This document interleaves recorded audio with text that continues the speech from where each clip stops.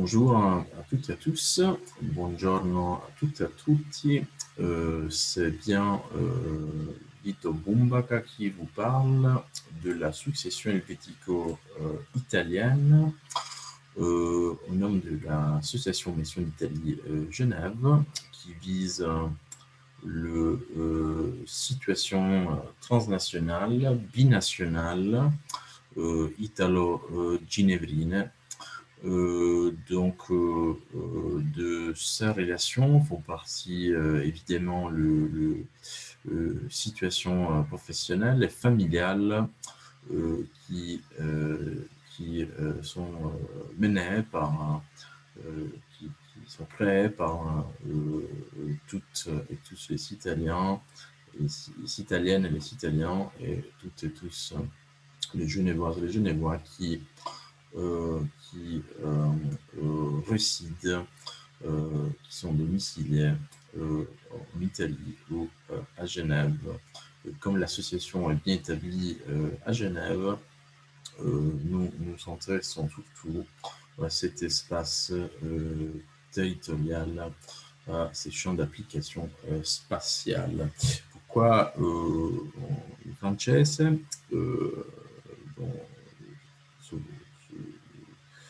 tout d'abord, soprattutto perché la situazione è basata a Ginevra, quindi lo scopo principale è di accompagnare sia le ginevrini e i ginevrini, sia gli italiani e gli italiani che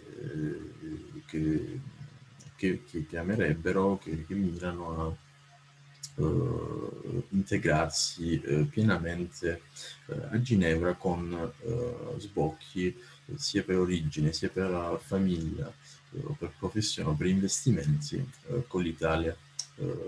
Però, siccome questo è un tema che è particolarmente di particolare rilievo sia per gli italiani sia per i ginevrini, per gli italiani e per le ginevrine, alternerò nelle deux lingues. Donc, pour ce qui est de la présentation, ce n'est pas un cours dont j'ai eu l'honneur d'assister, parfois de performer moi-même à l'Université de Genève. Il s'agit surtout d'un aperçu. Donc, je vais vous parler des règles des conflits, de règles qui s'appliquent à la succession italo-suisse, un cas pratique et un conseil, et le conseil que cette association peut vous apporter, dont moi-même. Donc, il y a plusieurs règles qui s'appliquent du point de vue du juge italien, du juge suisse. C'est d'abord le traité italo-suisse qui date de plus d'un siècle, qui détermine les règles pour la compétence internationale, il foro competente, il giudice competente e il droit applicable, la legge applicabile a la distribuzione dei beni immobili e mobili, di devolution de la succession, la redistribution des biens meubles et immeubles, donc qui se situent en Italie et en Suisse.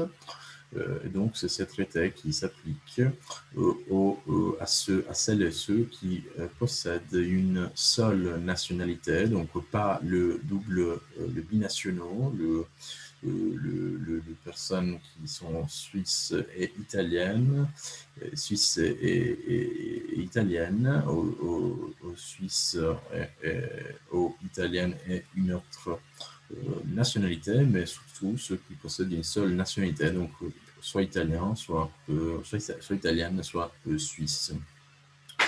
Donc la règle, c'est que la compétence internazionale, il foro internazionale, il giudice competente è quello della nazionalità del decuius, del ducuius. Donc la règle, c'est la nationalité, c'est le fort d'origine, un italiano che ha vissuto 30 anni e a Ginevra, che muore a Ginevra, ultimo domicilio a Ginevra, sarà il giudice italiano che si occuperà della successione per quanto riguarda la competenza. un Genevoise, un Genevois qui habitait, qui avait son dernier domicile en Italie, ça c'est là le fort d'origine, qui va exercer sa compétence internationale.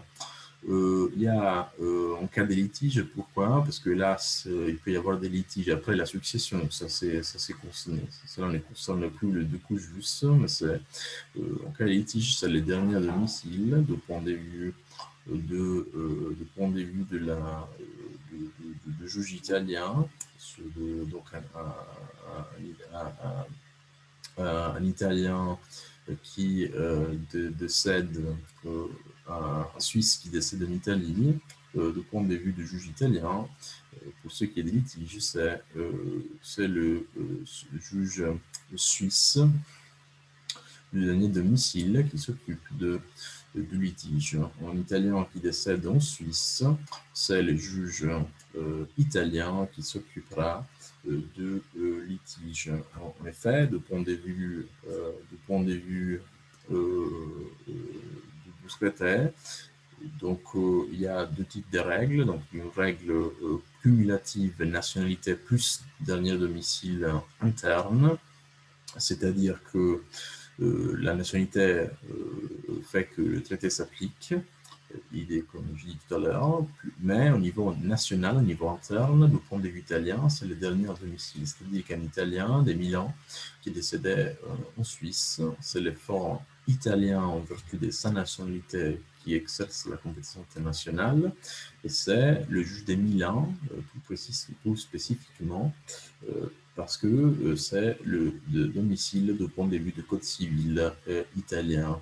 Du point de vue suisse, c'est la nationalité du décousus suisse qui est décédé en Italie, un Genevois qui décède en Italie.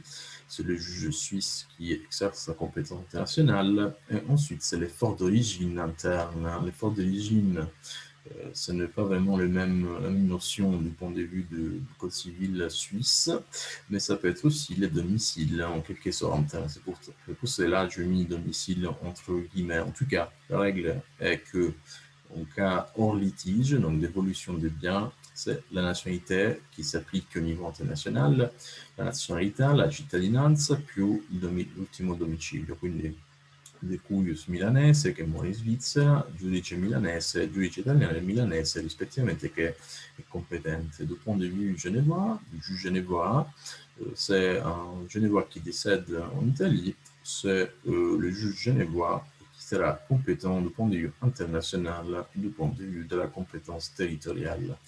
Droit applicable, c'est donc c'est une règle implicite parce que le traité ne s'occupe pas de droit applicable.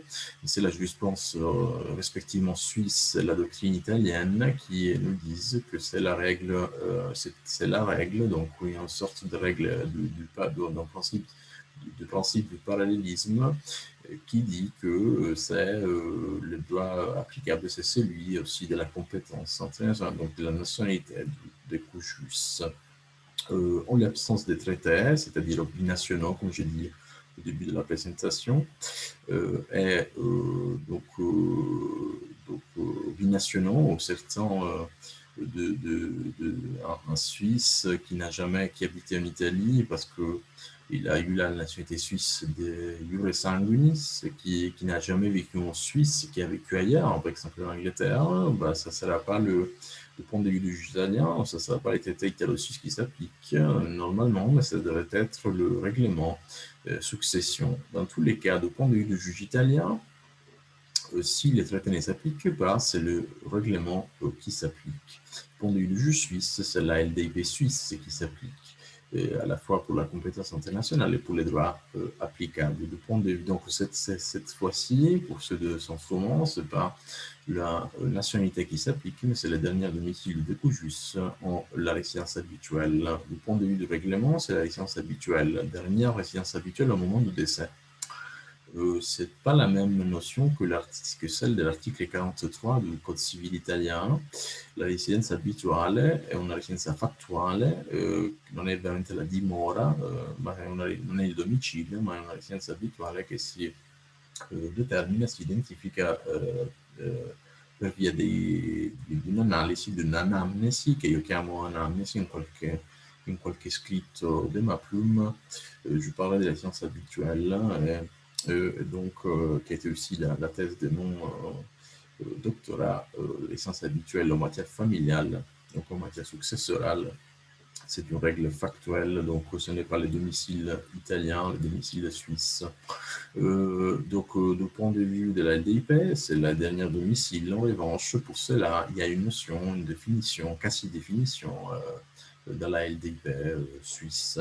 Donc, cette règle vaut à la fois pour la compétence internationale et pour les droits applicables. Il y a des dérogations à ces règles. Par exemple, du point de vue du règlement, c'est possible que le héritier puisse conclure un accord d'effort, un prorogatio fori, a beneficio della giurisdizione della legge applicabile. Un esempio tra le varie deroghe è quella dell'articolo 5 del regolamento, che prevede che gli eredi concludino un accordo effort, una prorogatio fori verso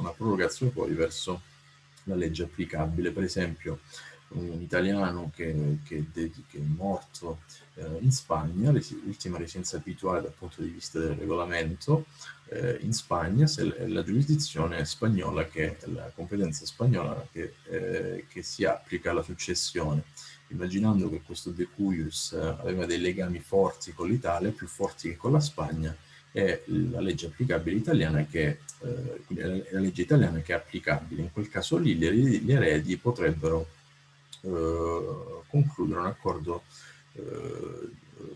una prorogatio fori verso il giudice italiano che applicherà la legge italiana. C'est la règle que j'ai dit avant, tout à l'heure, de parallélisme entre fort et ius.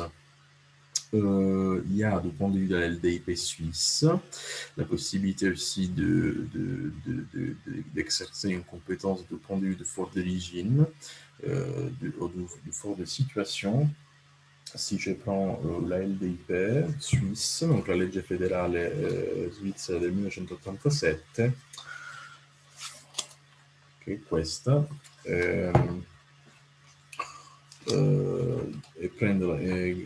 leggo l'articolo, mi riferisco all'articolo 88, l'effort du lieu de situation. Donc, dans ces cas, si, par exemple, les autorités italiennes ne s'occupent pas de la succession, en Suisse, ou les autorités plutôt espagnoles, si on prend ces cas, ne s'occupent pas de la succession, les autorités suisses pourront s'occuper de la succession des biens, surtout en Suisse, mais même en Espagne, en réalité, s'il y a dû à l'inactivité du juge espagnol. C'est l'effort d'origine, en revanche, on prévoit une profession fori, lui suisse, un genevois, une genevoise peut indiquer dans son testament une profession fori en vertu de juge suisse pour les biens qui se trouvent en Suisse seulement.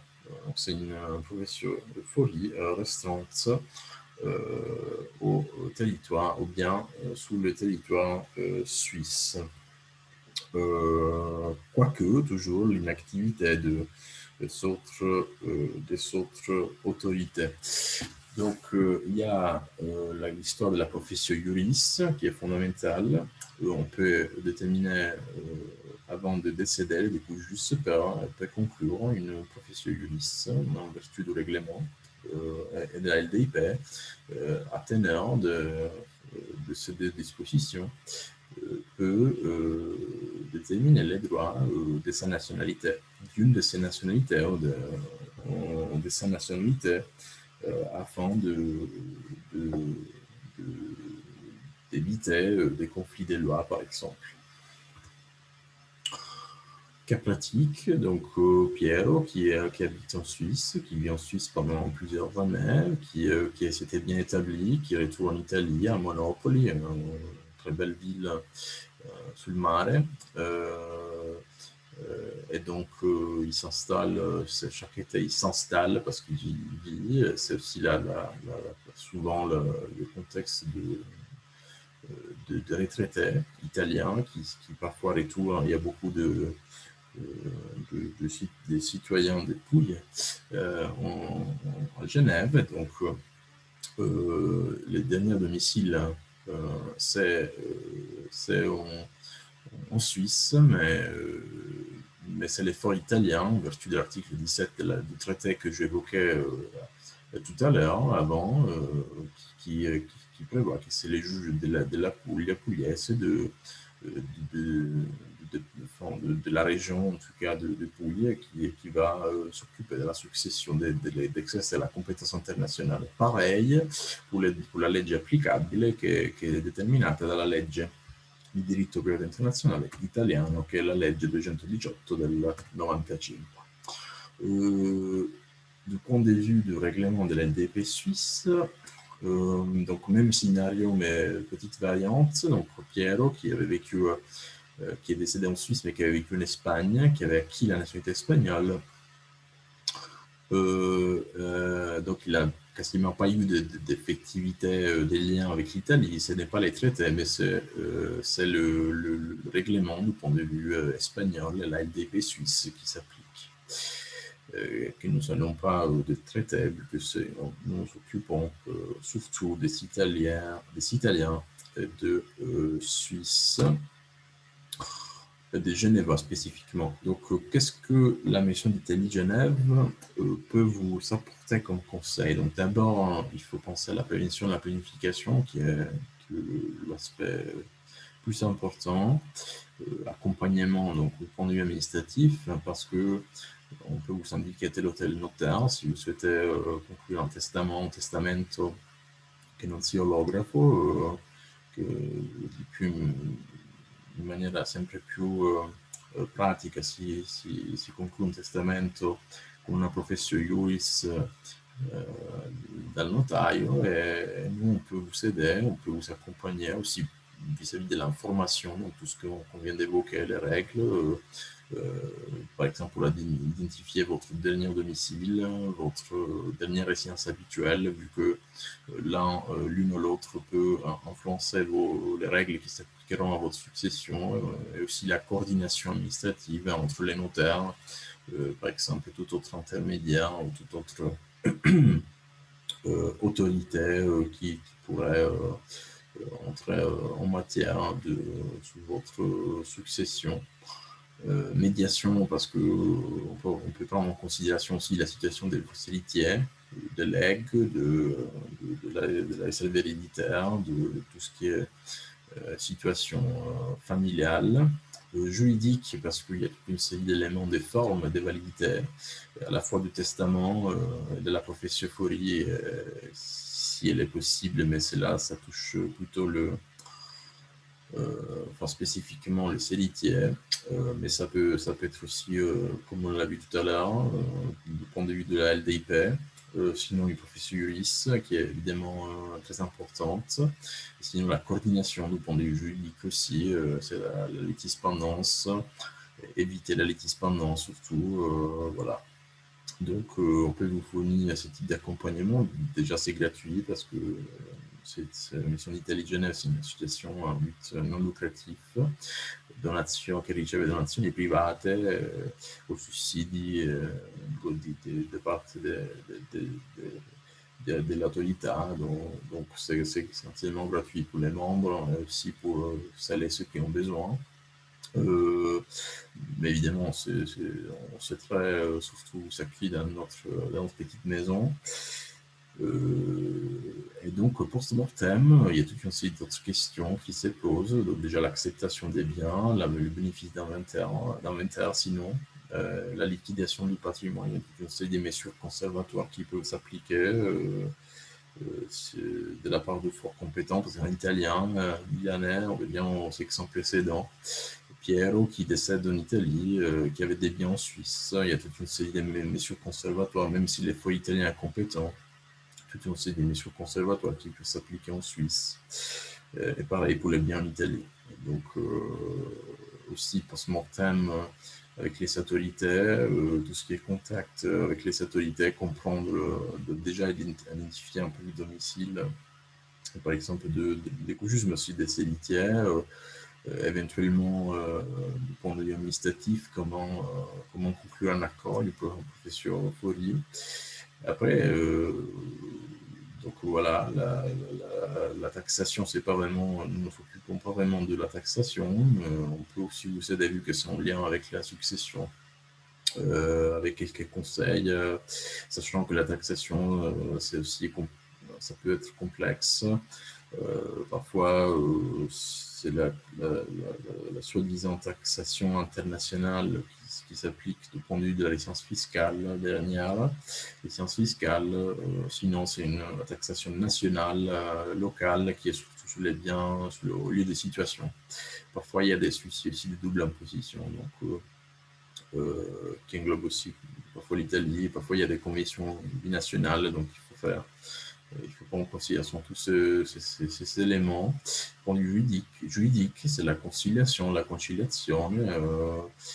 et, déjà l'accord de célitière, la profession par exemple, mais surtout le respect de volonté des coûts justes, qui sera sans doute d'éviter des litiges, donc conciliation entre les célitières, et surtout respect des volontés de l'époux juste, qui sera peut-être notre ami, notre membre, donc pour lesquels nous ferons, nous essayerons de faire en sorte qu'il n'y aura pas en tout cas de limiter les litiges. Je vous remercie beaucoup, je reste a vostra disposizione, come sempre.